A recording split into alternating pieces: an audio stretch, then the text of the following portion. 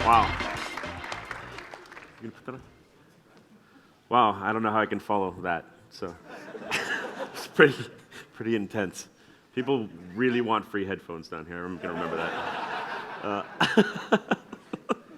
It'll be up there in a second. Okay, so it was originally called How to Pitch Your Game, but I realized after the pitching session we had on Thursday, I met a lot of developers, and I feel like there's a lot more things that you guys probably want to know about. So I've been told that we have anywhere between an hour and 10 minutes or whatever, but we'll fit everything we can in that we can, and whatever we can't fit in, we'll deal with later. So this is me. I'm wearing a hat. I'm in China. I'm not there right now, clearly. I worked on 570 games, plus more than that, actually. I can't keep track of them anymore. But I've been around for 20 years. I worked for Sony Online, Ubisoft, launched some pretty big games you probably heard of. Worked on everything from EverQuest series to Star Wars to The Sims to lots of small indie games. After 20 years, actually about 6-7 years ago, I said, it's kind of fun doing this.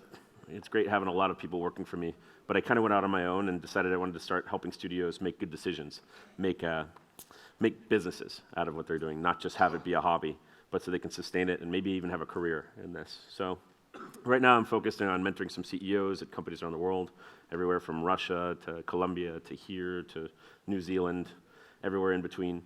I sit on a lot of boards. Those are really fun meetings. I help people with business development and building out their marketing strategies too. And sometimes I put my own money into things if I think it's really interesting. But don't ask me for money today because I can't exchange money for some reason.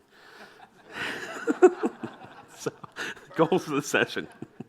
I want to introduce you guys to the pitch process and some of the best practices that I've learned over the last 20 years and working with hundreds and hundreds of developers and hundreds of pitches. I want to give some useful ideas, even if you're familiar with pitching your game. Hopefully there's some things you're going to learn here, some tools, some things that you hadn't thought of. And then after I tell you how to pitch people, I'm going to actually try and dissuade you from working with a publisher and think about what you could do with self-publishing if you want to look at that as an option. I'm not going to completely dissuade you, but I'll show you some financials that make you go, oh, it might not be the best idea. And then I want to give some guidance on how you actually promote yourselves and promote your games, because I know that's probably the hardest thing today is standing out if you put a game on Steam or if you put it on the app stores. And then finally, answer any questions you have related to anything in the game industry. So if you're currently running a studio and you have a crazy designer who doesn't listen to you and doesn't deliver the product on time, I've dealt with that probably 60 or 70 times. The crazy programmer, a little more often, 120 times probably. And then the crazy artists, everyone has a crazy artist for some reason. They're very creative, but they're all crazy. Okay, so process. This is how I actually approach when I'm going to go do a pitch. I need to really lay out the objectives and the goals. What are we really trying to get to? And then there's a pre-pitch process where you build the materials that you need. You have the right information. You have your questions answered. And you're kind of planning for what they might ask you. And then finally, we get to the pitch. So we'll get in here. Objectives and goals. You can have multiple objectives when you meet with somebody at a trade show, a conference, wherever. One of those might be you want to get some work out of them, to work for hire, their idea. Maybe they have advert games that they want built. Maybe you have some great demos, but you're not ready to do a big original IP, a big game yet. So you want to get recognized as somebody they should pay attention to. It could be you've already built your game, or you're near completion, and you're looking for someone to help distribute it and put it out. That is very common, especially in mobile, as less and less stuff gets funded from the start. It could be presenting an RFP, actually going and saying, yeah, we can build this game, and here's why. It could be pitching your original IP concept. This is everyone's dream. Get to the point where you can actually ask for millions of dollars and take years to deliver something that hopefully sells. So the pre-pitch process. You need to do your research. You need to ask questions before the pitch. Is the person you're talking to the right person to even be pitching on what you're doing? If you're going to be launching a mobile game, you don't want to be pitching Microsoft because they're looking for console games.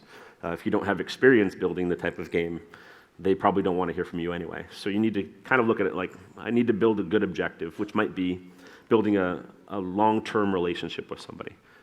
saying hi now, showing them what I'm working on, checking in every once in a while, and just kind of showing your career path as you get more and more skilled in what you're doing.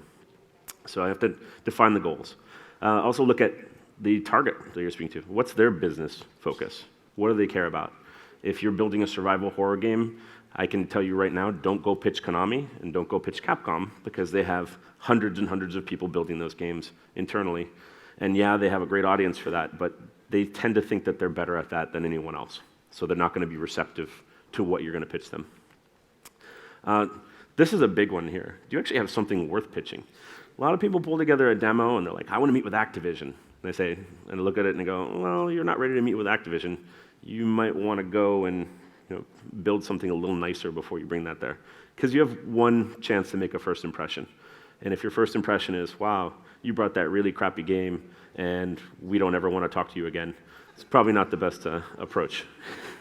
And that's happened before. I've actually brought studios in to meet with Namco and Sega and other large publishers. And we'll be there and they're showing the game that we talked about. And that doesn't seem to be getting traction. So they go, oh, wait, I have another pitch. And I literally, my face goes, no, I don't know about this pitch. And they'll pull something out for a Dollhouse game or something, Little Mermaid. And I'm like, this is not the right person to pitch that. And I'll get a phone call afterwards and be like, don't ever bring that person back in again. And I have to say, I didn't know that pitch was there. I'm sorry. But I have to maintain my relationship. And this is a big part of it. It's all about relationships. You only get one chance to be somebody that they count on to bring in good stuff. Can you show something running, something playable? This is the apex. The best thing that you can walk in with is a playable demo. Obviously, we go back to, is it worth pitching? So you need to make sure it's a good playable demo and not really, junk. But it has to be fun. That's the number one thing. It must be fun. If it's not fun, pack it up, do something different. Pick a different career. No, just pick a different game. Okay, so have you made another game in this genre before? Is this your first racing game and everything you've done has been puzzle match 3 games? It's kind of hard to get people to say, I see you made this great racing game, and sure, you could probably build a space shooter with $6 million, since your last budget was $75,000. Not going to happen. And they also want to know, was what you worked on previously successful? Did anyone make money off of it? Did it fulfill the goal of the advertising agency that gave you a game to build some brand? And how long did it take you to build it? Was that within budget, within scope, and within the time period they had to actually pitch it? So those are important things you better have answers to.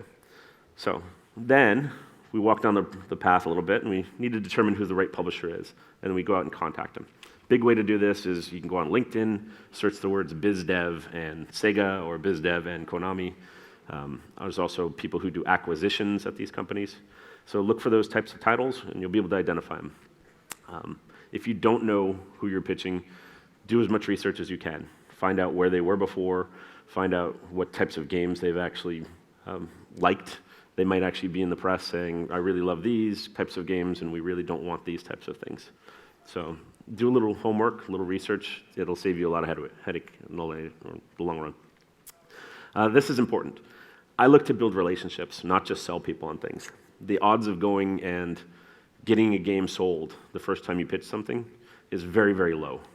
You have a better chance of probably getting on the World Cup team and scoring a goal than actually getting your game signed on your first pitch. So take some patience and make sure that you're going to be able to deal with this as a process. It's not just a get in there and get it. Look for opportunities, social settings such as DICE, GDC Europe, the PAX conference, Gamescom, even the EVA. This is a great place to meet people and tell them what you're working on. It doesn't have to be a pitch. It can be, hey, we're working on this type of game, and our goal as a studio is to be the best studio at building this type of game. And I think that focus right there is something that a lot of publishers will listen to and go, okay, I want to watch you progress over time. That'll be interesting for them to watch. It gives you opportunities to check back in with them as well. Make sure your materials are all ready to go. I've seen some pitches where people show up and they are completely unprepared, which we'll talk about in the next couple of slides. And then likely questions. When somebody asks you, what is the budget? A lot of times I'll hear, oh, it's $250,000, but we could do it for $150,000 or $350,000 or $500,000. Let's go, what the hell's the budget? Tell me how much it is, and how are you going to use that money? Another thing, I personally hate round numbers. I think if you tell me you need $1 million, you're lying. You need 920,000, you need 960,000, 1.2 million, whatever it is. $1 million sounds like a neat number, but realistically, no one needs exactly $1 million to build anything. And then practice and polish. You need to make sure your pitch is as polished as your actual game and what you're going to present. So tips and tricks. A lot of these are things that I was reminded of in the pitch sessions on Thursday that I attended. This is a big one. Always make sure that you have a fully charged device to show it on. Someone showed up with a laptop with no power and expected that there would be a plug somewhere. You can't expect that. It's not the case. You always need to be fully ready to go because it makes you look unprofessional. And if I'm going to go and I'm going to give you money, do I want you showing up and you're not even professional enough to have a battery?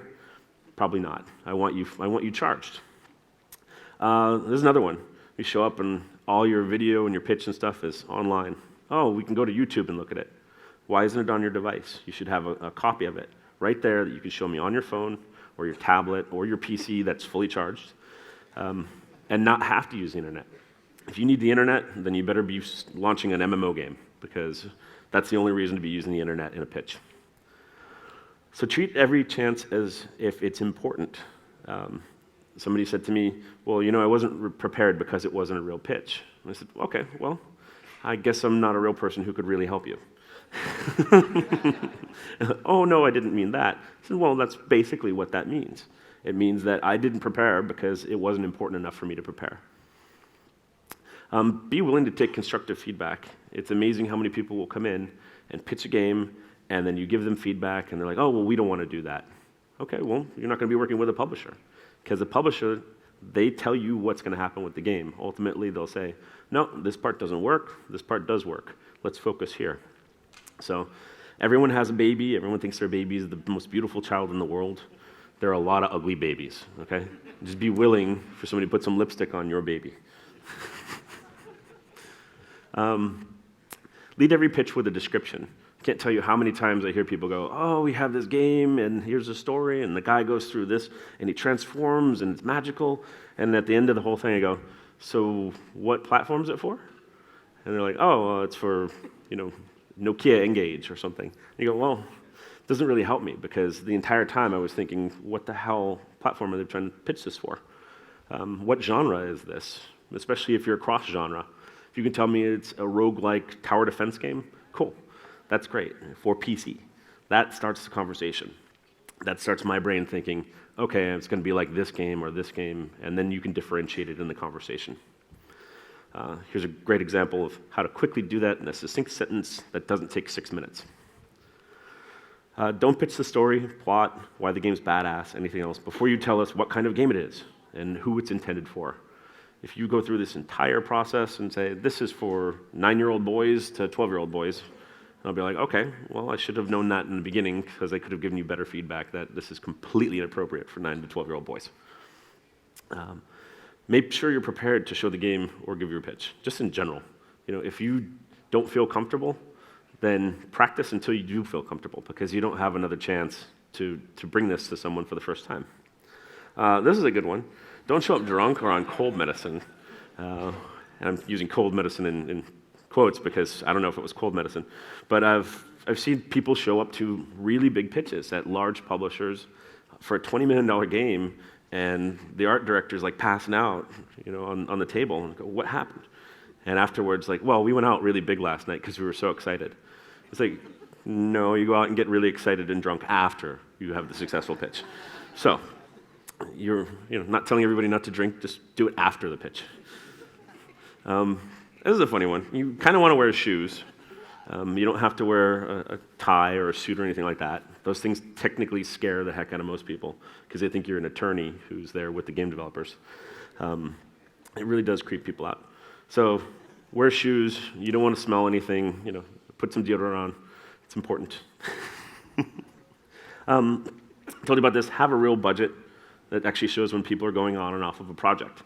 A budget that looks like this and goes, well, we need $200,000, 25, 25, 25, 25, 25, and it shows the entire studio for 8 months. I look at that and go, oh, well, I'm not actually funding a game, I'm funding your studio. And I'm just supporting the entire studio, even though you have people coming on and off a project. So that says, you're building other things on my money, or you really don't know how much money you're going to be spending on this thing in the first place, and you're going to ask for more later. Just a little thing to think about. You have to think of the psychology. What's that other person going to think about across the table? I already said this, 1 million, complete BS number. Real numbers do not have all those zeros after them without another number. It may help to have a budget that actually defines different levels. Your minimum viable product, which is 4 characters, and it has this many levels. I see a lot of things that come in and go, oh, we have 150 monsters to start, and 16 playable characters, and 40 maps, and I look at them and go, how do you even know if people want to play the game? Build something small that proves it's fun, and then add more things on later. So scope is very important. Scope it to what is the real minimum viable product, and then have options. We can add more stuff on if we have more budget. But don't start with, we need $25 million to build a game for mobile. It won't sell. I already talked about this. Essential pitch materials. A few things that I want to know when I'm talking to a studio, it's what have they worked on before? If they're going to tell me they're making a game for PlayStation, have they ever made a game for PlayStation before? Say no, I'll look at their stuff, and maybe they can make a game for PlayStation, but it might be that their stuff doesn't really work with that. Maybe their technical director is not up to speed and up to par to build a game for a console. I want to know how many developers they have within the company. And developers, to me, is more programmers than, we have 2 office assistants and 4 people who program and 1 artist and a sound guy. It's literally knowing that these people are really working on the product versus people who aren't developing within the organization. Gamography is important. That tells us what you've worked on in the past, like the little pictures of boxes or even mock-ups of boxes, even though nothing comes in a box anymore. And then key staff bios. Who are these people? What's their experience? Why are these the people to make the game that's going to be pitched? So some other things to bring. Presentation. This is actually something no one brought. Some kind of a PowerPoint or a presentation at all, saying, here's the game, here's some concept art and renders, and here's why it's awesome. Here's the target audience we're going to hit. Here's why this is needed in the market, or it's going to fulfill a hole. Again, keeping the platform and genre and stuff like that. An end date. If we can start on November 1st, we can have this game to you by May 1st. And that time can change, obviously, based on when it gets signed. And that's important, because if I'm going to build out a portfolio and I'm planning at a large publisher, I need to know what other games it's going to be coming up against. And I also have a limited number of staff, so I might have 3 marketing people. And if each of them has a game that they're working on right when your launch window is, I can't sign your game, because I'm not going to have the right tools in place to actually get it to market. Or I might delay you 3 months for my start and say, oh, well, I can start you in 3 months because then I will have staff available. Need to know the budget. Got to be able to show that. Nice little arc goes up like this. All development budgets should look like this, like a little hill, back of a dinosaur. Additional materials that can help sell the vision. Storyboards, illustrating the gameplay. Could be a game treatment, a couple pages that really show what the design vision is and how the different parts are going to fit together and make it unique and interesting, or at least incremental on what's already in the marketplace. So I say you can't build a game that doesn't have all the features that are already expected. Rip-o-matic, these are great, a rip reel, where if you don't have the time to go and build all the parts and put it into a game engine, maybe go find some bits of movies like James Bond films or things that show the type of action you want to put out there. It could be pieces of other games that you have video of and saying, it's going to do this, and it's marked up in certain ways, saying, but we're getting rid of the candy in Candy Crush. We're going to use chocolate. I don't know. Crappy game. Video mock-up, looks and feel. If you can actually get a full video, actually in engine, and flying through and showing some of the things, I've seen a few of those done really well. And the best of all is a playable demo. If you really want to get somebody to buy your game, the best way is you're sitting there and you go, would you like to play? Turn it around, give them the controller, give them the keyboard, and that tells them, wow, they're already at the point where I can play it, I can see if it's fun, and I can make a judgment on whether or not that's publishable. So, what's the studio team background? What is the game? The genre, the platform, the unique selling proposition. There's never been a racing game with crocodiles, and we have crocodiles. Okay, should be better than that. Proposed budget and development time. The technology you're using, they want to know whether you're using Unreal, whether you're using Unity, whether you're building your own engine like a crazy person. Don't waste your time building an engine because it's easier to build off of somebody else's at this point. It'll save you 3 to 6 months at least in getting your game started. And on top of that, no one else is going to use it but you. Any kind of middleware that you're using, you should be factoring this into the cost. If you're going to charge a certain amount, you need to make sure that you can pay for that because the publisher expects you to have that in the budget. And then they always ask this question, well, what's your man-month rate? Well, man-month rate is whatever you want to say it is, but they're going to at some point kind of check and say, well, that's out of sync with the other people in the country.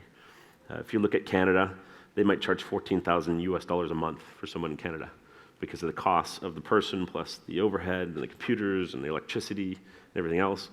And then some places might be really, really inexpensive. I know places where it's $1,000 a month. I know some places where it's $600 a month, but I wouldn't trust them.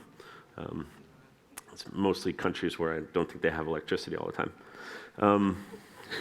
And then the financial status of the company.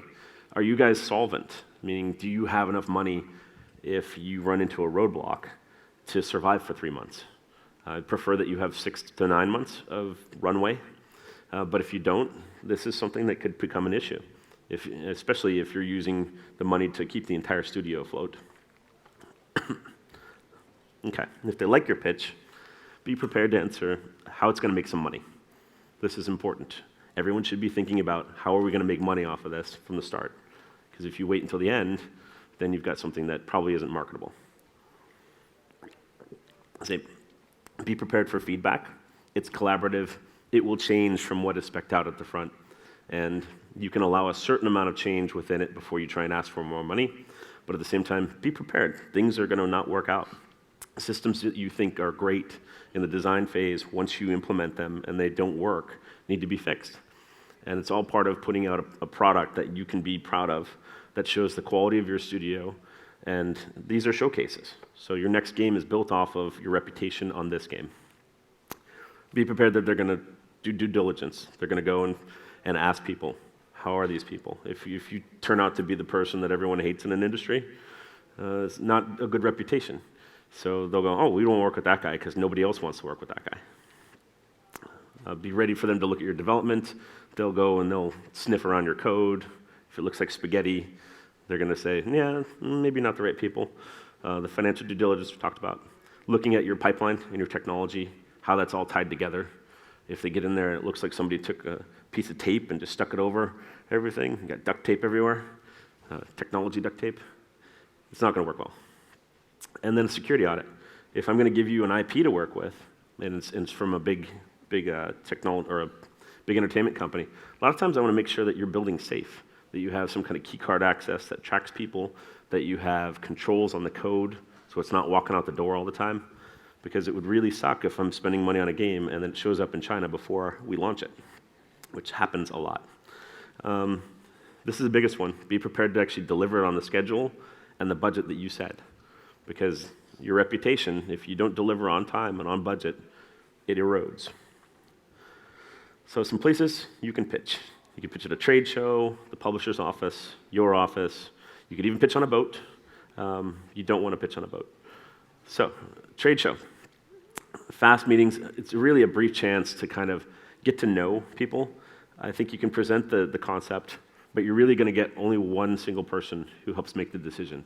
And they're almost, the biz dev people that come out to shows like this, and there's a few people here, they really are kind of scouts. I say they're the scouting party to say, here's something I can bring to the management team, we all get together, we'll discuss it, and if, because I'm backing it, they want to hear more about it or they want to meet the team, it'll go from there. But it's really, trade show stuff is more of an intro, unless it's really small budgets. Some people have the ability to authorize up to $150,000 or $200,000 on the spot. Not many of those people travel to places outside of like Gamescom or GDC. Publisher's office. This is the best place to give a pitch. And the reason is because you get all the decision makers in the room at once. You'll have people from all the different disciplines, marketing, production, technology, finance, biz dev. There are some publishers that actually randomly pick someone from inside the office who has nothing to do with game development, often someone in HR or someone who's at the front desk, and bring them in to actually attend the meetings. This is the kiss of death, because those people always ask the stupidest questions, like, why would you make this game? Because they tend to not be gamers. But a lot of times they'll throw that on you to see if you can even navigate that level of a person. So it gets more challenging. At your office, the second best place to give a pitch, because they've come to your office, they're looking at an area, maybe they're in Argentina, and they want to see what all the best studios are. This is awesome. Your full team can be there to answer any questions. It's also bad, because this is where your insane artist is. This is where your moody programmer is. This is where your stalker ex-boyfriend or girlfriend is, who's calling you all the time, and you can't manage all that. At their office, at least those people don't know you're there. They think you're somewhere else. But this is something you have to manage. You have to prepare for it and tell your stalker ex that you're actually going to go away for a week and they'd like to visit you. Come to London. Your office actually better look like a game studio. If it looks like you're in some converted part of your parents' garage, it's not great. Make sure you have some game posters on the wall, at the very least, so when they walk in, they go, oh, yes, you like Sega and Sonic the Hedgehog. Okay, cool, you're gamers. If all your pictures are, scantily clad women in calendars, no. A little creepy. What they look for in a pitch. Then I'm supposed to say a bunch of stuff. They want to make the pitch is really them looking at you and going, can these people make this game? Are they the right people to make this game? If I give them money, are they going to stick around or are they going to bail? Am I building up their core technology for them, or do they already have something? Do they really already have these resources in-house? Is their artist, the crazy one, is that artist capable of delivering on a certain timeline? And these are a lot of things that we're looking for in the pitch, because we need to get rid of as much risk as possible, because everything here is about getting rid of risk. So what these actual clients need, I'm going to call them a client here because ultimately they are a client. They need reliability. They need to make sure that you're going to be delivering on a schedule. If the first milestone, you guys are 6 weeks late, it kind of sets the tone that you're going to be late all along. It's hard to pick up time after you're late. Do you really have the capacity to do this? Do you have enough people? Are you cost effective? Or do you just spend money? If I walk into an office and go, wow, that's really neat, they spend all their money on the office, well, then I know where your priorities are. You want to be in a really nice, luxurious place with nice things. Maybe you have venture capital. If you have venture capital, you should be in a semi-shitty office. That way it looks like you're spending the money on things that you're supposed to. But have game posters, remember. Do you have an efficient, fast pipeline to get things into the game? If we want to make changes, we want the changes to happen quickly, not 2 months from now.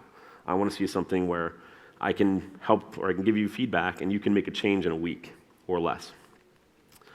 Do we have honest and transparent communication? Had phone calls? Yes, yes, yes, we can do that. Yes, yes, yes, we can do that. And I'm sitting here watching the CEO say yes on the phone, hangs up, he's like, there's no way we can do that.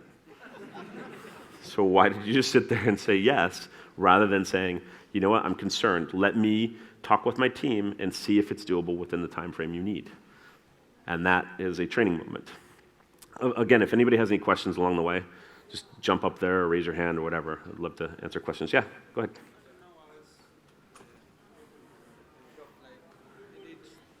No, behind you. He actually was asking a real question. You said that the risk was the most important thing to communicate. So I was wondering if you should include the risk of the project inside the pitch. I wouldn't put it in the pitch. I wouldn't say how risky you think it is. Like on Kickstarter, I say, what are the risks? Well, we've never made a game before. We might not actually deliver. My uncle shows up and gets really drunk and steals money from us. Things like that. I think that the risk is basically offset by when they come and they see, okay, they've got a real office and they're really working, and the people aren't out playing hacky sack all day. Those types of things. So it's not putting it into the deck of here's what we think the risk is. They already know what the risk is. So for you to bring it up is kind of like, hey, I just want to let you know I've got some kind of a disease that you need to deal with. They're like, let's not talk about that. So I'll jump in. Do you actually have expertise in specific genres or tools? Are you really good at Max and Maya? Are you going to be able to deliver quality? And they like experience. And then how quickly can you adapt if we need to deal with new things? If everyone has shifted from Flash, which happened in the Canvas games of Facebook, to mobile, there are a lot of studios where they said, no, we're going to kill the project. But if you have a bunch of people who aren't just Flash designers and you say, wait, we have C++ programmers, we can do this in mobile, you might be able to save a project, you might be able to shift it, you might be able to get more money. This is an important one, focus. They look for highly specialized teams because they achieve higher quality. Focus is, if I'm the best racing game studio in the world, I make racing games. I don't make racing games and an RPG text adventure. This is something that happened to a team that I know, where they were building the best racing games in the world, and then they went and spent a large amount of money, a round number, a real round number, to go and do something that was completely out of their capability. And it probably cost them 4 times as much as it should have had they actually had expertise in that. So that studio ended up having some real problems and almost dying because of that bad decision. Now they're focused on racing games again. They have the ability to expand through growth. This is important. Can they actually get bigger, but keep the same quality? If you dilute the quality and just say, okay, now we have 20 people instead of 10, that doesn't mean that you're better. And a lot of times people look and go, we have 2 teams, the A team and the B team. Well, the A team, everybody wants to work with the A team because the B team sucks. And at a certain point, you realize that, wow, the B team takes twice as long to build things as the A team, so why do we have the B team? Because all the profit that we're making over here is going to keep these people around to make crappy products. So a lot of times you go through the process and say, maybe we don't need a B team. Maybe they should be their own company. So, jack of all trades, master of none is not the ideal candidate for any project. If you can do everything, awesome. Just be the best at everything, which is impossible. So, you have to be the best at something. And then people who choose actually pick the best partner for each project that they do. They don't go back and go, well, we're really loyal to these people. If somebody comes in with a better price and the same quality and the same reputation, they're going to go with that person. If it's similar, you might have loyalty that lasts for several games, but ultimately there's always going to be somebody coming along behind you as you get more and more expensive because your quality goes up, and they're going to be in going, well, maybe we could stick with 80% quality and save 40% of the money. So it's that business decision that actually takes place. So proposals really need to be refined. There's a few different levels. You should be able to pitch your game in 20 to 30 seconds, including all the important parts. It shouldn't take you 6 to 8 minutes. And then we go through the concept proposal. And this is a 5 to 25 page description. It's everything about how the team works, how the strengths of it, who's going to be responsible for what, why these are the right people to do it. And these all get revised and all get reviewed by the people internally at the publishing arm. And then we have our design stuff, where it actually shows what our proof of concept is, what our prototype is, and at every one of these stages, you have a chance for success or failure. It can be killed at any point. And then once you have the contract, a lot of times it can still be killed because they'll put in a clause called killed for convenience or cancel for convenience. So you need to protect yourself against that if you do get something, so that your product doesn't sit for 6 months with someone else where you can't market it, they haven't done their job, and now you've missed the window to actually be successful with the product. So we look at the concept of incremental success. So if you can go from a compelling elevator pitch, it increases interest in the full proposal, and eventually successful execution of any project, actually shipping something, improves your chances for more future projects. There's a lot of people who've been working on games for 3 to 5 years in the room. I think my best advice is just finish it. Finish your project, or finish your product, get it into the market, and whether it's well received or not, use that as a stepping point to go, okay, next time, here's how we can plan better, we can build something faster. Because the market is not built at this point to have a product go on for 5 to 7 years before it can launch. because too many things are changing. The appetites of gamers are changing. And while certain things might be really hot right now, they're not going to be hot in 2019. So, build your reputation over time. Minimize repetitive communication. I'm not doing a very good job of this. But the point being, you don't want to be emailing everybody every single time any little thing happens. Hey, guy at Activision, just want to let you know that I just stubbed my toe. Hey, we have this new thing. We brought in a new art director. The crazy guy's gone. Hey, now we have a new programmer. It's literally the kind of thing where you can check in once a quarter, once a trade show. Hey, I want to go grab a drink and let's tell you what we're working on, what we're seeing in the market. Biz dev people love that. If I can come and talk to people who will let me know, oh, there's these like 2 new studios that popped up and this studio died. Getting that information is really important because now I don't have to track individuals. I can kind of track what's happening in the market, and I can plan for, wow, I need to go to Argentina because there's all these companies here now that look like they're kind of on the level where they need to be evaluated. So you'll probably, in the next year or two, I think you're going to see a lot more publishers coming down here because you guys are really at that point where it's making sense. I keep your portfolio and website up to date. There's a lot of dead portfolio trash on the internet. If you go to YouTube and you have shit from 2011, get rid of it. It does not represent your studio today. Get rid of it. It's okay to take it down and lose the 600 views that you had on it. You can be an internet celebrity later. So, regularly provide updates. This is when you meet with people. This is what's improving.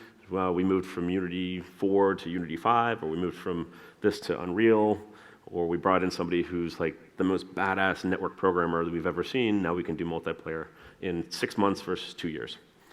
And I think that you can use some bits of advertising. Make sure that you're still out there and kind of get out in front of people. Like if you're going to have a booth at PAX, that's a great opportunity to put up a little Facebook ad saying, hey, come meet us at PAX and check out Bitcoin Billionaire, whatever you're going to push.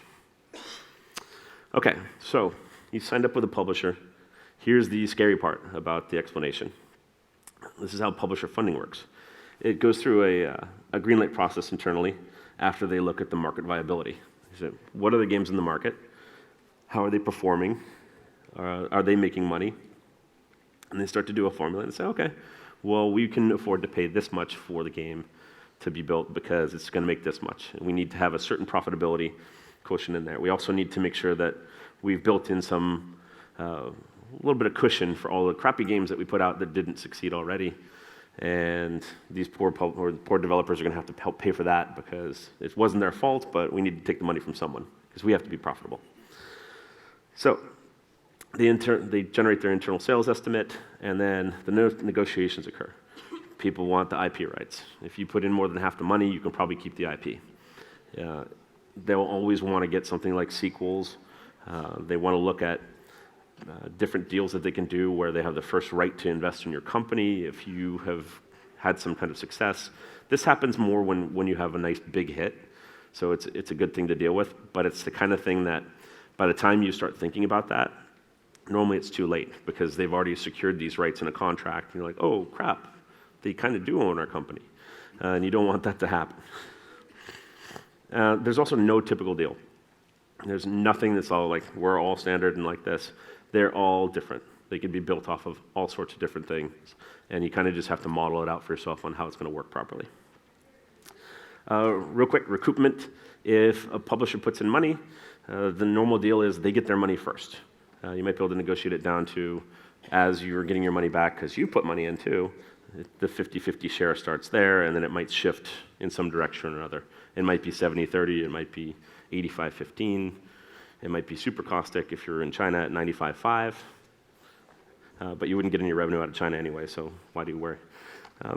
So this is the fun part about this. It's my little rev share model. We start to go through and go, okay, gross revenue minus the platform fee, minus the chargebacks, somewhere between 5, 8, 15%, and then our marketing costs. So it's definitely less than 70% when you get there. So here's a sample. We're 50-50 with a publisher, and we made $1 million. No, we didn't. $1 million was generated.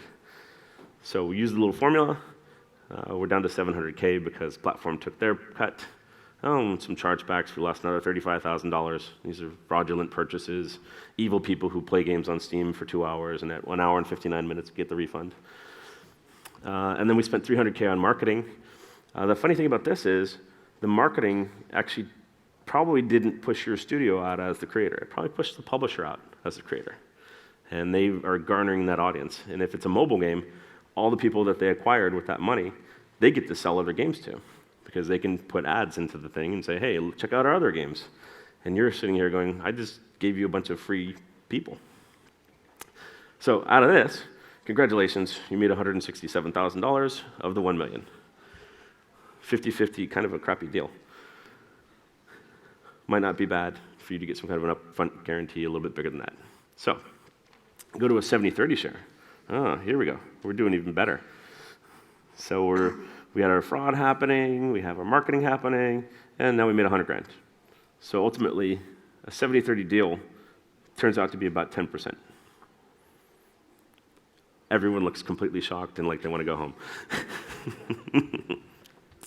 So, it seems like a lot of work to make such a small percentage of the actual money. And that's why, in some ways, I'm going to persuade you to consider self-publishing. So some of the challenges you will face here versus, somebody taking a large percentage of your money is you could take 100% of the risk and you get 70% of the reward. Woo! Actually, 65 because the fraud still happens. So, people to complete all the tasks. You have to have dedicated bodies to do this part of it. It can't just be the development team because really they're busy building the game. They say there's really a lack of specialization experts. So I'm saying usually there aren't a lot of marketing people who know how to do marketing. There aren't a whole lot of community people who know how to do community. And then it means you're going to make mistakes, but it's okay to make mistakes as long as you learn from them along the way and you don't go out and get into fights with trolls on the internet and get a bad reputation. Phil Fish. Yeah. So it should be considered at the beginning of the project. So you can figure out how much you're going to really need to budget for that too. Because if you're going to have 2 extra team members for the last 3 to 4 months of your project, they have to get paid too, unless they're related and you all live together in one house. So the key is really to find people who are passionate and excited about those marketing and community types of jobs. A lot of people at university are coming out and they want to start to get some experience, and this is the easiest transition for somebody who's already on the internet, already on Twitter, already on YouTube and doing all these things, to jump into a job where they're actually having a product to support now. And I've seen this a lot of times. A lot of people in Orlando who are coming out of the different schools there, lots of game development students, and then there's lots of communication students who want to come in and support that because they think it's a fun career to get into. But it's actually one of the most easy transitions to make, especially if you're really socially active on the internet. I do say that you should consider working with a publisher, and that's because there's going to be parts that you don't know. So maybe you take the really bad deal on the first game, and then you go and say, nah, we're not going to get screwed again. We'll do it ourselves.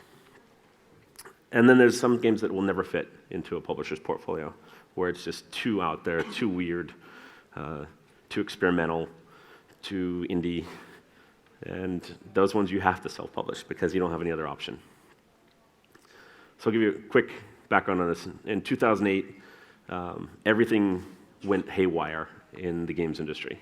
And it's because retail, the Targets and Walmarts and big companies in the world, started to do an analysis. And they said, wait, we have this store shelf space, and we sell 50-60% of all copies of this console game or PC game in the first month that it's out. And then we sell another 30 to 40% in the second month it's out. But we have these games sit on the shelves for a year and a half. So they have that long tail where they're selling, and when there's nothing new in the market, gamers would go in and buy something. So they realized, hey, we can do something here. Why don't we just put more new games in and only keep them for 60 days? Well, it doesn't work that way because the publishers can't make more new games to swap out so quickly with less profit. They also said that they needed to go and warehouse their own things. So rather than Walmart taking in 100,000 units and putting it in their places and shipping it everywhere, they said to the publishers, no, you get your own warehouse and ship it to our little distribution centers yourself. That'll save us money. They also had a thing where this started to kill studios off because if there's no B-tier product that can go into the market, because there's no shelf space for it, then people who are building games that aren't the super highest AAA aren't going to be making games for console. So what happens? Everybody gets smaller. People will, oh, look at this thing opening in social. It was really great that Zynga was powerful for a very brief period of time because they saved a lot of people who otherwise wouldn't have had a job. And then mobile popped up. And everybody said, wow, this is amazing. We can make money in mobile. Not really, but... and then more games were being released, and that's what happened. But what happened in retail really did affect our game industry. It was a pretty big hit, and a lot of teams died. So it also means there's a lot of AAA game teams out there making stuff that are traditionally in the indie markets and on mobile. So the competition's really, really sucky. But there can still be some great independent games, obviously. And you know how to publish them. So here are the roles of a publisher that you're going to have to learn how to do. Funding, we already got that one. You have to do rating submissions, localization, testing and QA. Most people don't realize that they have to QA their product until they go, oh, wait, it crashes on everyone's computer. The marketing and PR stuff, building your store copy, reaching out to the media, doing video trailers, doing screenshots. This doesn't sound like making a game to me. It doesn't sound that fun. Distribution, community support, social networks, forums. Yeah, that sucks. So you're responsible for everything on your project at this point. There's no one to blame. There's no upfront recoup, though. This is a sad fact about mobile games. Less than 5% of them actually make their money back. So be careful. So people normally fund via a few different ways. They'll go out and they'll work with an advertising agency or somebody looking for a work-for-hire project or outsource project. And they kind of save up their money, and they'll take that and they'll take their one shot. Like, this is the game we really wanted to make, and everyone's passionate about it, and we're done making these crappy games for other people. Original IP war chest. Maybe they had a bunch of small titles that made a bigger and bigger audience and a little more money, and they've saved that up. Some people ask friends and family. This could be a loan. It could be an investment. I think this is a scary route to take because when things go crazy and people are like, well, we give you all the money we gave you, where's our money? You're still related to them forever versus a professional investor who might just try and kill you. And then there's government support. Obviously, you can get grants for tech, grants for different cultural products, things like this. In a lot of different countries, they have these. Definitely in Canada, definitely in parts of Europe, and I think in different parts of Latin America. And then there's the fun one, where you go and you have another job, and it's pure sweat, and this takes you 5 years to build your game, but you don't owe anybody anything, and they can't tell you what to do, and yeah, hopefully you win. Other things you'd be responsible for. You have to do the ratings. So ratings cost money to get, but you need to make sure that, if it's for kids or if it's not for kids, that parents can know. You can get in trouble for some reason on this. I don't know why. Localization.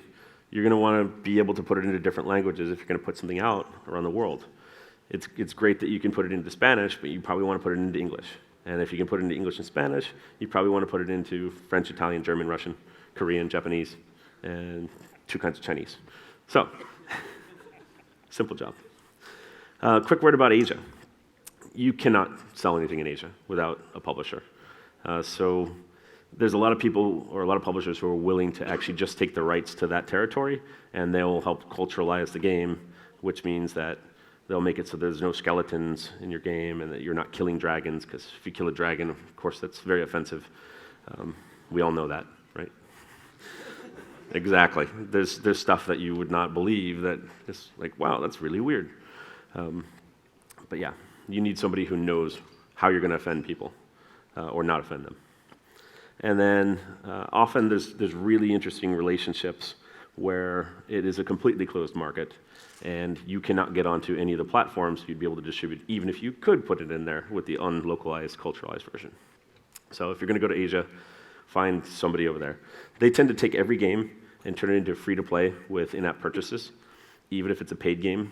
So it's one thing to consider. So you're testing in QA, you're responsible for this. This is compatibility testing. So as we know, the PC, there's an infinite number of configurations. Luckily, we don't have an infinite number of PCs in our house because we wouldn't have anywhere to live. Even Android has hundreds of configurations. The OS versions for iPhone, there's now like 14 or 15 of those, and 12,000 different devices to test for on Android if you want to do a mobile game.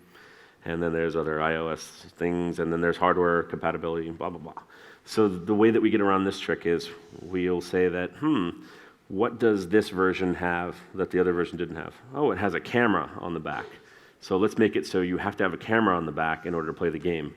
And that'll limit the number of devices you have to support, even though you don't use that camera in the first place. So it's a little trick for figuring out how you can get rid of part of the audience that's just going to complain and bitch because they can't play it anyway. So, playtesting. Is it fun for your target market? This is a fun one. A lot of people try and make games for kids, and they test it with 45-year-old men.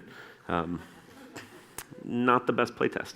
You probably want to find people who are in the demographic you're building for in order to play the game. Because if they respond favorably to it, it's better than finding out that 45-year-old guy really likes, Bear in the Big Blue House. Bug testing. You need to have bug testing and tuning. You have to have some kind of a system built in there to make sure that you are really testing it and really fixing the problems.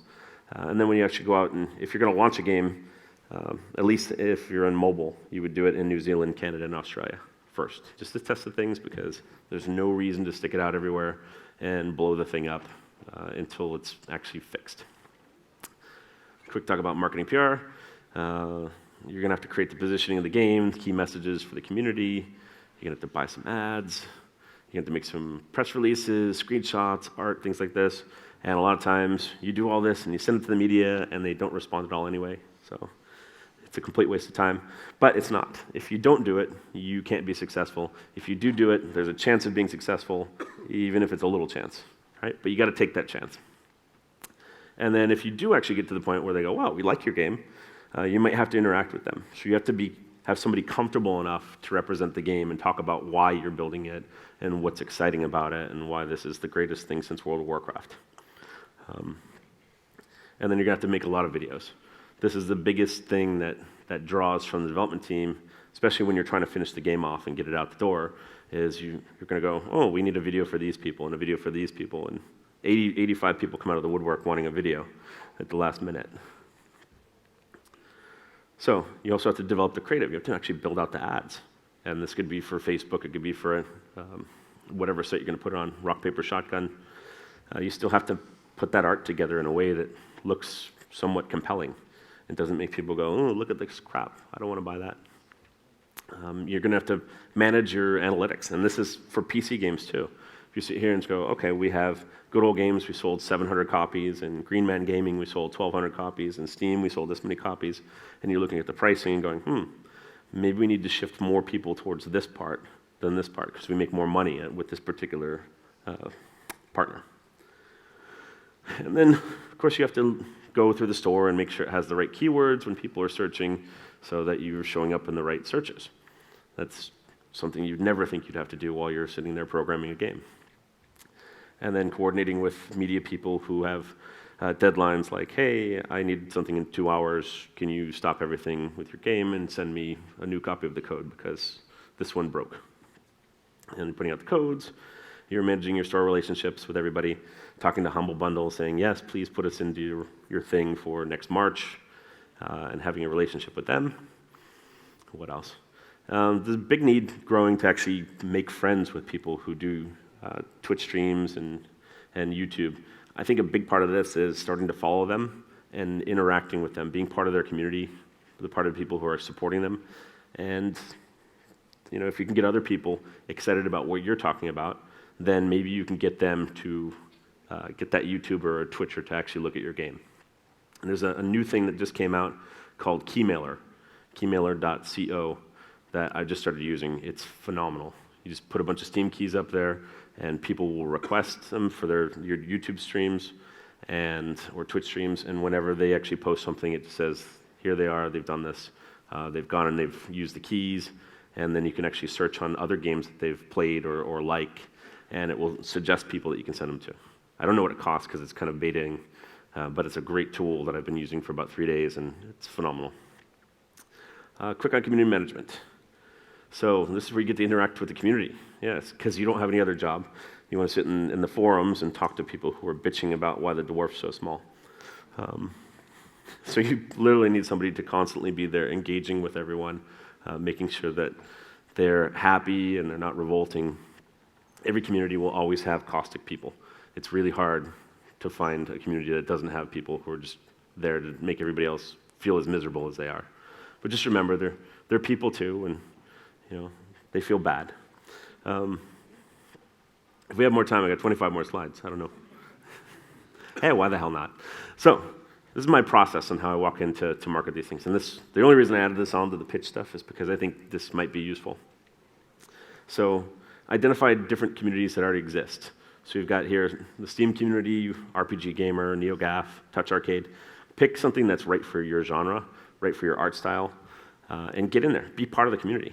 You need to be talking to other people who are doing pixel art. If you're doing adventure games and you're not in the adventure game forums on about 10 different sites, you're not in the adventure game community, and when you launch, you're not going to have their support. So make a list. This is where most people fail completely in their entire marketing effort. They don't make the list, and when it comes time to actually go out and do any of the work, they're like, oh yeah, I think it's in my email, and they have emailed people individually but didn't track it. Here's a great tool that I use called Contact Capture, and I can go onto any site, just highlight some text, it turns it into a bunch of fields that I can pop into an Excel spreadsheet, and it builds their list for you. As I said, become a member of the relevant communities. Seagulls suck. People come in and go, they've never been part of the community, and they go, check out my game, and then you never hear from them again. You've probably been to the forums and seen this. Track your logins in a spreadsheet. This is a pro tip here, because you don't want to have the same password for everything, because these sites get hacked all the time, and then they have your bank account information for some reason, because you use the same password. Be actually somebody who contributes to the community, because if you can comment and help people and say, I'm having a problem with this, or I've had that problem in the past, and here's how I fixed it, or you might want to look at your graphic card, could be that. Be active. Be somebody who's a helper within the community versus somebody who just sits around and is like, yeah, dude, that's cool. That doesn't help anybody, really. So I say, for a couple months leading up to a launch, you want to be in these communities maybe a couple times a day and just kind of follow what's happening. You joined a new group. You need to make some friends. And you'll probably identify some people that tend to like the same games as you or have the same kind of knowledge or crazy sense of humor. And then you can kind of just track them and go around and comment after them. I'd actually go and research the different media outlets, people who cover what you're launching. This is where the rock, paper, shotguns of the world come in really handy. And then whenever you find a blog that's covering something, don't forget that there's normally a blog roll down the side. People go, oh, well, I just used Google. I didn't even realize that they might connect to other blogs. Yeah, it's pretty scary sometimes. So there's a great little site that you can go to, Video Game Journalizer. This will tell you who's covering stuff within the video game industry. And you can click the link and go through and search on what kind of games you actually want to hit. It also means that you need to go read their articles. Don't just take the word that this person likes tower defense games. Actually go in and read their article that they did about that tower defense game or the other 10 tower defense games, because you'll get a sense of, I like this, but I don't like this. So when you send your game to them or are talking to them about it, you go, well, I know you don't really like this because I've read your stuff. And that's important, because if otherwise you walk in, you're going to be completely surprised that they didn't like what you had to say. Again, make a list. So find ways to actually talk to them. I think Twitter's a great place to say, hey, I really liked your article on that new roguelike that no one's ever done before. Share their stuff, tag them, yeah, pretty much. If you're going to email anybody, I like to track emails when I send them so I can see if people are actually opening them. And I use a little tool called Sidekick. It's like $10 a month. So it's the kind of thing you can sign up, do it during your campaign when you're sending stuff out, and then you can shut it off. Maybe it costs you $20, $30 over 3 months. The key to this is you can watch, and you see lots of people are opening my email, but no one's actually replying. You know that what you're telling them about might not be of interest, And then you can send them a second email and say, hey, I don't know if you got my first one, even though you know they did, and they opened it. And you can try and rephrase it. Maybe they don't have the time, but it will bring it back to the top of their inbox. And at that point, if they open it and don't respond, you kind of put them on a list of they're not interested. So you don't keep badgering them, which is something that I've seen some companies do, where they start sending nasty emails like, hey, you don't respond, you're an asshole. Not a good way to get people to support you. Here's a great little thing. You can see this person actually had an email from me. He opened it, tells me where he was, what day, and it was on a mobile device. And here one actually clicked on my link in this thing here. Interesting. So, go out and research the YouTubers, Twitch streamers. Here's a big YouTuber list. There's a big Twitch streamer list. There's a big list for everything. The great thing is the indie community helps support these things by updating them all the time, so I don't have to do any work. Yes? Sure.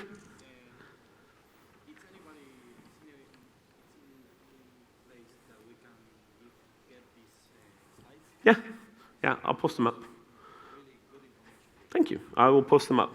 I have a little website, a blog. It's called IE Sherpa, Interactive Entertainment Sherpa. And I'll put them up there. And you can just click on the links and not even have to take notes. Before you go and contact these people, make sure you're a subscriber to their different sites, because otherwise you don't look like you're part of their community. And if you are a subscriber, it's like, oh, it's someone who's following me, contacting me. They must be someone who cares about me, so I should care about them. Look at other development studios. It's a great place for you to actually build your list, because people who are following them on Twitter, people who are actually making game or let's play videos about their stuff. But it's also a great opportunity to talk to those other studios and say, my game's coming out on this day, and you've got 800 people who follow you. Will you send out a tweet that my game's available? You know, our friends over at this studio, their game's out. Go check it out. That kind of an attitude of sharing your social media across different companies is a really strong one, because I think we need to look at things that we're not against each other, that we're all in a mode where we need to cooperate, because there's much bigger companies out there that can squash everyone in this room. So it's better people try and work together and share knowledge of, oh yeah, this is how I got to that YouTuber. He was interested in that. I could send him an email on your behalf because we become friends. Let me introduce you. Hey, this is Don, and he makes this game. You should check it out too. And next thing you know, you've both gotten an article with PewDiePie, or he's gone and covered everything and screamed for 10 minutes. Reach out, ask people when to post. I said that. Coordinate these things so it's when your game is available, not before. I've seen a lot of people go and blow the entire thing by calling in all their favors, and it's like, hey, it's coming soon, it's coming soon. And everyone's like, hey, it's coming soon. And then when launch day comes, they're like, dude, we already tweeted about it. We already put it in our social network. Everyone's already tired of hearing about your game. We're not going to go post again. So don't ask for that unless it's scheduled for when it's available. And if you're actually merchandising from your own site, you can actually give people, it's like if you're selling copies of your game, or if you're selling t-shirts and mugs, give a promo code out to your friends so you can actually track that they're the Twitch stream that actually sent people there to buy something, or they're that YouTube channel that sent something there, or even a partner developer that put a little ad in their game so they can push them to you. Need to build press kit? Do presskit.com. I think presskit.io is also pretty good. But you need some screenshots, preferably showing something in action. 15 and 30-second trailers showing some gameplay. Don't just do cinematics, because cinematics don't really cut it. Logos for the game in the studio. Having a studio logo actually helps legitimize that you're a real studio. It's kind of important to have that, because if you haven't spent the time to do that, and they go to your site and it's all text and there's no pictures, they go, they're not taking the time to take themselves serious. Why should I give them money? Description and features list. Some games don't have features. It's actually pretty weird. But I've seen some games with no features, and they were still fun. Probably do about 4 press releases, announcements, announcing the game, beta, things like that. You can put those up on GamesPress, and it's just info@gamespress.com. That's the first place to put it. If you go around the internet, you can find a lot of other email addresses to send things to. Just be careful not to spam everyone. Studio backgrounder, PowerPoint presentation. I think the easiest way to do this is just set up a Dropbox and do it. What else? So if you're going to actually go out and pitch, come up with a couple different pitches. 100-character pitch that you can put up on Twitter. People can hashtag it, and they can retweet it. Yeah, I'm old enough to not know how to really hashtag effectively, but somebody knows how to do it. 50-word pitch for an opening email when you're talking to somebody, and then a full 300 to 500-word pitch that really gives a full description of the game if they show interest. And the reason for this is the journalists and the YouTubers and everybody are getting so many emails from people that if you can be succinct and get them excited in that really small amount of real estate, then once you get that really big one and they're already hooked. That way you haven't just overwhelmed them with too much information. And then make sure that you have a boilerplate game description about the game. Have one for your studio too. So you need to, in advance, build a complete list of everything you can use to promote your game. This could be art, concept art, screenshots, videos, high-resolution renders that you're building, other assets. An interview is an asset. If you want to do an Ask Me Anything, I'm an indie game developer in Argentina, ask me anything about the development scene. Developer chats, community roundtables, people are excited who can ask you questions. Some blogs, video blogs. I have a friend, Dan Tabar, and he sits there, he's doing Planetoid Pioneers. He gets 10,000 people watching him on Twitch stream programming. And they're literally just watching what's happening on the screen as he programs and making comments like, I can't believe you just put that there. You know, look at that script. People are watching him program. But he's got a vibrant community of people who are supporting him and want to buy that game when it's available. And they want to see everything about it. Let's play tandems, Twitch streams, typo. Yeah. Daily content. Should be something new every day.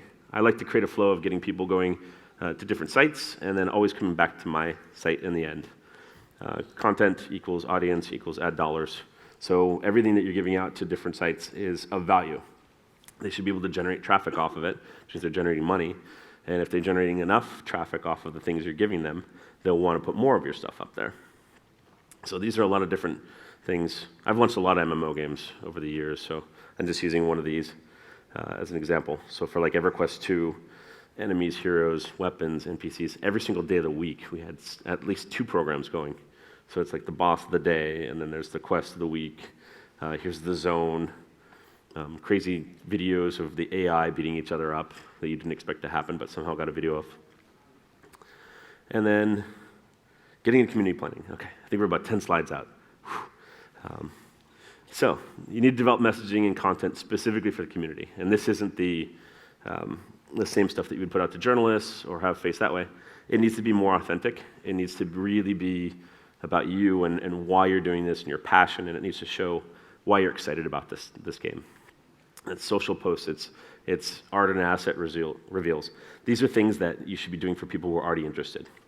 You should talk to the fans about the genre. You should be doing behind-the-scenes videos. You should actually be doing requests. If somebody says, hey, we want to see what your art stuff looks like, get a video camera, go over to the artists and say, hey, we're going to put up a Twitch stream today so people who are interested in what's happening in art can watch you build stuff. You can do streaming with the devs. You can play, if you're doing a beta test, it's great to play with people online, stream that over the internet, gets more people interested. Again, they're capable of consuming things all the time. And then I would make sure that I'm using all the different places that I can find in order to spread those details each day. Put it up on your forums, put it up in the social channels. So ultimately, your site becomes the repository. Everything you put everywhere else, it has little directions on how to go here on this day, how to go there. Go to Rock, Paper, Shotgun for this great review. Go and see the first reveal of the Elder Beast over on this site. And then another thing I like to do is incentivize for rally. So you can do this with in-game currency. You could do it with exclusive in-game items, things that you can only unlock if you're part of the community. It could be a badge in the forum. People just love badges that say, I was here first. Early access to try out new content. Could be you're going to build some DLC, and there's a new character, and you need to find 100 people to do it. why not incentivize people in the community? If you have posted more than 100 times and you have a positive score of 4 out of 5, we're going to put you people into the beta. And then I look for people in the forums who kind of protect you. There's always going to be people who are trying to tear you down and say, why do you make this crappy decision? And then there's always that person who goes, hey man, shut the hell up because they're doing their best. And you all know this. Yeah, that person's awesome. Those people need to be empowered. You can make them forum leaders, you can make them guild leaders, you can make them leaders of whatever you have going on. But I'd give them a special badge for being a supporter. And then this other one, make people celebrities within the game, because if you can find gamers who are really passionate about your stuff, they're actually more credible than you are when it comes to speaking to the media, because this player has logged 2,000 hours of their life playing your game that took you 1,600 hours to make. That's kind of interesting. And it was great with a game like EverQuest because people were getting married and all sorts of weird things were happening. So you can put them out there. And then it said creative cosmetic rewards. These things don't affect any kind of gameplay in any game, but if you have something, even if you have a pixel art house somewhere, and above it there's a little wreath that just says #1, people get excited. So it said beta testing group, get constructive feedback. Those should be people who give good feedback. They should be people who are engaged on your social channels, on your Facebook channel, who tweet a lot about your game and talk about what they like and dislike, but not people who are super angry. A couple places you can do that. Obviously, Steam has a great way of distributing keys for beta groups. And of course, the ability to review and all that, you can figure out who's interested and who's there because they played for 65 hours and they think it's crap, because how could you only have 65 hours of gameplay for $4.99? Google Play, Hockey App, all these other places are great ways to do your beta testing. So we'll talk about PC launches real fast, limited early access, good for games with some polish, or need to keep some things kind of still hidden, but also need some feedback. So good way to do that. Completely full access, it's ready to go. You might still be putting out some additional features at that point, but you should just go ahead and put it out the door. You don't need to do early access for that. Stealth launches are funny because this is something that the Japanese tend to do, where they're like, oh, we're launching a new game platform, and it's available today, which is not great because you don't get a good lead up, and you can't really tell how many sales you're going to do of something. But it does play off of the excitement of how people react in the moment. A good example of this is the Fallout mobile game that they did when they did the announcement. Fallout Shelter it was, when they say, oh, we have a mobile game in the lead up to Fallout coming, and they put that out in the market, and they got tens of millions of downloads, and then it quickly cratered because they didn't have any monetization. But that's the kind of thing where you can really play off that hype. That was really supposed to just be an advert game to promote it. And then you have your full commercial release. And what this actually means, it's complete and shippable. It doesn't mean that you're still trying to figure out if there's certain systems you're going to add to it, but it should be viable in the marketplace without level 1 bugs. Level 1 bugs are considered bugs that when you crash, you lose data. And if you lose data, people get really mad. Like all the progress they put in, gone. And you're like, yeah, you're not ready. Mobile stuff, I'll gloss over this quickly. For paid, you're actually launching it just like a PC title. It's actually very hard to launch a paid mobile app these days, or a paid mobile game, because the entire marketing side of this and advertising side of it has shifted for install-based marketing. So it's like, well, how many people are you going to buy? I was like, well, I don't want to buy people. I want to actually buy eyeballs. I want CPM. I want thousands of people seeing it. And they're like, we don't know how to do that. So it's coming back, but it's something that it's going to be a little hard for about the next 6 months until a lot more people fail on free-to-play and realize that this is junk, we should just do paid titles. It's actually more expensive to launch a free-to-play title than one that's paid. I still don't understand the idea of paying people in order to play your game, which is already free. Odd.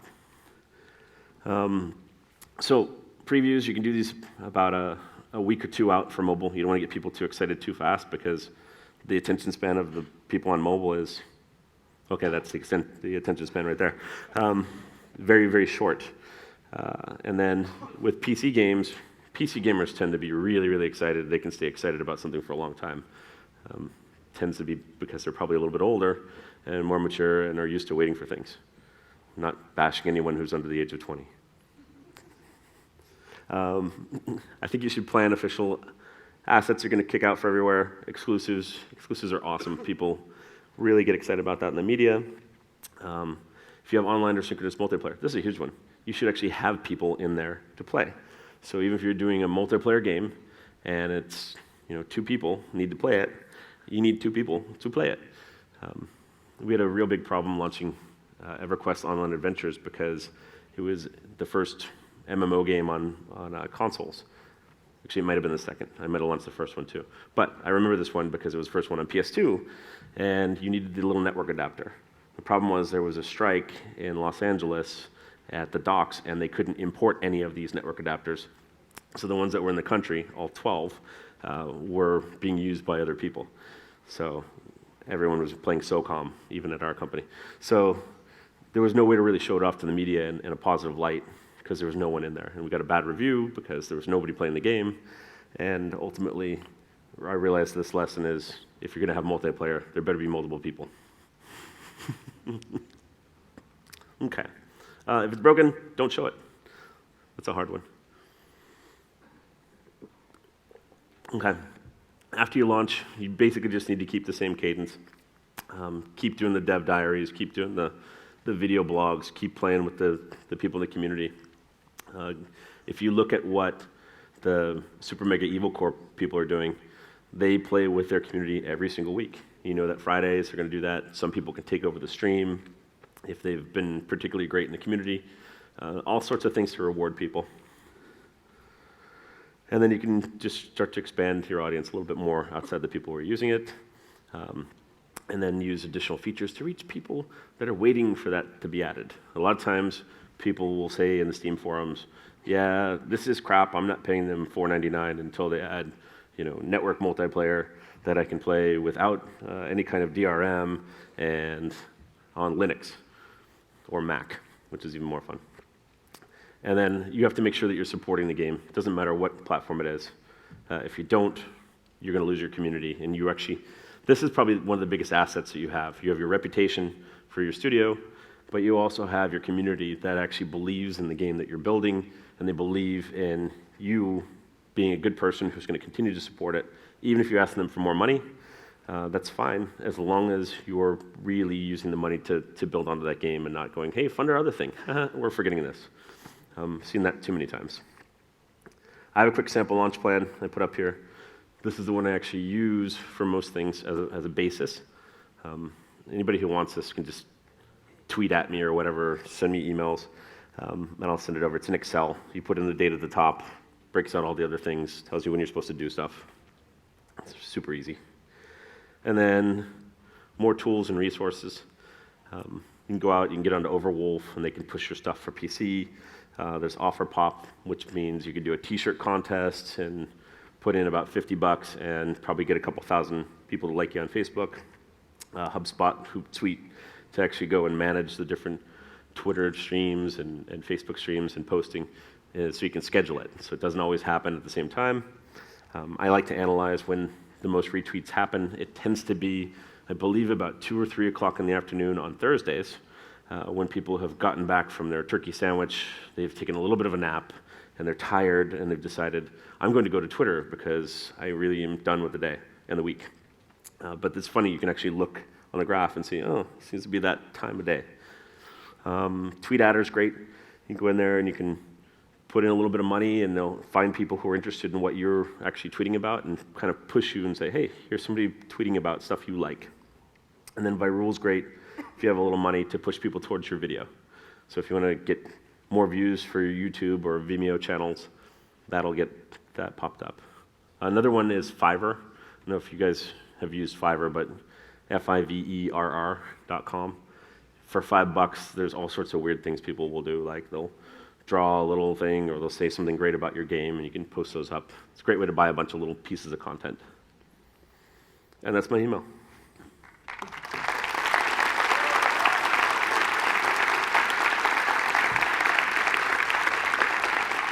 Thank you. I'm going to say I did cut 160 slides out of this, so it was much longer before. ¿Podemos tomarnos unos minutos para preguntas? Si tienen, hacemos una cola acá, así es lo más expeditiva posible. Vemos cuántas vamos a pasar porque así vamos avanzando con el evento. Hi, thanks for the talk first. It was fun and useful. Thank you. I have two questions. You mentioned earlier about a problem being not having enough specialized people for certain tasks like marketing and like a month ago we had Rami here from Flambeer telling us to do everything with as little amount of people as possible, and I find like a big contrast, and I'd like to perhaps hear what you think about that model of for I think that you should do it with the resources you have, but most people don't have available resources to put onto those jobs. When you have a programmer and a designer and an artist, none of those three people tend to want to go, let me take on publishing. Let me go and do all that. I think Rami is interesting because Rami really is a PR person. I mean, that's his role in the company, right?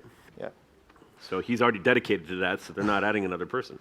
Okay, and the second question was what you think about a Thunderclap as a tool for A good lead up for Kickstarter and stuff. Thunderclap, great. I learned about that pretty recently. But if you're going to actually build a campaign and getting people to actually commit to a tweet and commit to a social post, Thunderclap's awesome. Okay, thank you very much. Thank you. Just one second. Gente, recuerden que hicimos con el showcase, ahora sí que no termina el show. And if you will allow me with just one question, would you give us the PowerPoint to share it with our community and use it as a source material? Why not? Thank you very much. Of course. Yeah. Now you don't have to tweet to me. You can just get it from them. Hi. I wanted to know how well prepared you thought that the pitch should be, like up to what point? Do you mean on Thursday how the pitches should have been? Or do you mean If just in general? we have to have a pitch with investor, like should we learn it word by word or just the basic concepts? You should be able to do your pitch without your deck. Is pretty much it. Investor pitching is different. I didn't cover that in here, but I've done a lot of that over the years and helped people. It comes down to, here's why my company is compelling. Here's why the team are the ones to be compelling and make money out of this venture. Here's the numbers required to get to the numbers that we believe we can execute. And here's why other people can't do this, because we're differentiated somehow. And that's how most of those investment pitches go. Sometimes you can find investors who are not so worried about those different parts, and they just go, oh, well, I want to do something in games. Those tend to be interesting investors, because they'll say, oh, my kid likes games, or my grandkid likes games. I want to invest in a game company. Yeah. And eventually you're going to get a phone call, it's like, hey, my kid wants to make games. Can they come work at your company? It'll happen. Thank you. Hello, my name is Nahuel Gallo, and I want to thank you to this talk. And I was thinking that this presentation was about pitching and only pitching, and you talk about a lot of things, and I'm going to ask you to where you going to put this presentation, but yeah. Agustin asked you first, so I have nothing to say. So I'm going to ask you why we don't have to pitch in a boat. So the reason you want to pitch on a boat is a couple reasons. First, there's that electricity problem. So if you're on a boat too long, you're not going to have any electricity on whatever you have. The Wi-Fi sucks. You should have a backup battery. I've got 5 backup batteries in my bag for the computer and my phones. But it's also, I think a boat's not the best place, and I've actually done a pitch on a boat twice. It just feels claustrophobic, and it's not the right place. Another place you don't want to do it is a resort in Mazatlan, because everyone's completely distracted by everything else going on outside. Yeah. Like, yeah, we'll take everyone down, we'll meet up, and we'll go to a party location, it'll be great, and we'll pitch games. Everyone's like, dude, I'm not going to any of those meetings. Okay. Thank you. Thank you. Cheers, man.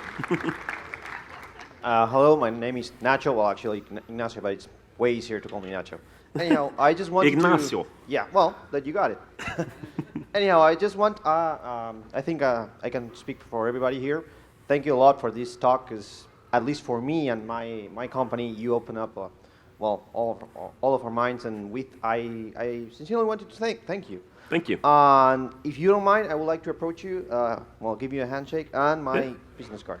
I'd love it. Thank you. And that's the thing. Anybody who wants to give me a business card or has questions, that email does work. You know, I travel a lot, but I'm also around here. So if you want to talk tonight or even tomorrow, I mean, I'm hanging out. I really appreciate your time. Thank you. Coming here. Appreciate that too. Hi. Hi. I wanted to ask you, at one point of your presentation, you said that your first speech is not just to get the target but to make a relationship with a publisher. Yep. How would you define that it's to get to that relationship? How do you make your first pitch to be? So I've got a lot of interesting anecdotes about that. I'll give one anecdote here. I have a friend named Alexei Menshikov who runs a company called Beat Shapers in Kiev, Ukraine. And a few years ago, this must have been about 8 years ago now, we were at the games convention in Leipzig, GC Developers Conference, whatever it was called. And we would go to the different events, and he was always right there. He would come in, just walk into the group, and he'd turn and be like, whoa, you know, it was like startling. He was always there and just sitting around and listening. And at a certain point, it's like, well, we should probably take him with us to have drinks and dinner, you know, and he was very nice. He said hi, and he was a very good listener. For me, that was a great experience because we're very good friends now. But he kind of broke into the game industry just by standing around some people and kind of listening and saying, is it okay if I just listen to what you guys are talking about? It's really exciting to me. So that's a great way to break in. Pretty much every conference, there's some area where the speakers are going to be hanging out, where you can kind of start to meet people who are experienced in the industry and talk about what you're doing. Tell them about your games. You know, that's the only way you're going to get anywhere in this industry is by talking to everybody. You know, you have to be really willing to be outgoing and to say hi to everyone and what do you do. The best people at that are people who don't care what you really do. They just want to talk to everybody. Thank you very much. Thank you. One more. No, let's do two. Okay. You guys were throwing stuff up here and having a party before. Well, my question is kind of related to what you just said. I mean, I would like to know how important you think it is to live in California. I mean, to do business, to talk to people. I don't know, maybe you are doing your groceries and you find someone who is also working on the same thing. You understand what I mean? That kind of networking might be difficult here. Mm-hmm. I don't live in California anymore. I did for many, many years. About 17 years I lived in San Francisco. I live in Phoenix, Arizona now for the last couple. And I still maintain relationships and make new relationships because I'll take a couple trips a year. You know, go to Casual Connect, I'll go to E3, I'll go to different conferences, and I'll meet the new people that I haven't met yet. And that's kind of what it needs to be. You don't have to live in California in order to be successful. In fact, there's people in this country who've made tons of money by not living in California. You know, it's not a bad thing. In fact, I'd rather live here than California. Well, thank you very much. Thanks. Hello, my question is related to that one. What would you recommend for someone that's going to GDC for the first time? Okay, first trip to GDC. Are you going to have a game to pitch? Can you give me both answers, yes and no? Because we might, but Okay. Perhaps we want to show our company. If you have a game to pitch, I would walk around with an iPad or a tablet with a video. I'd hang it around my neck, and I just have a trailer going 24/7, a video. And 25 batteries too. power line. Yeah, just, yeah, bring extra batteries, obviously. But you don't want to look like a terrorist, with some bombs in.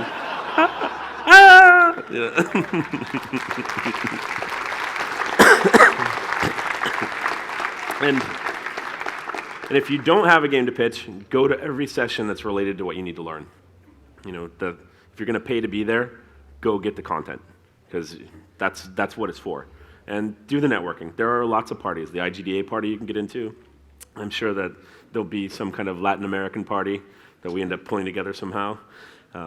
There's always the Game Industry Beer Club, which I run. People who like to drink beer and bring it from foreign countries and share it. Yeah, it's all sorts of things. There's a great group on Facebook called the Fellowship of the GDC Parties. And that is a great place to start out. My friend Oded Sharon from Israel runs that, and every party gets popped in there. Just sign up for all the parties. Great.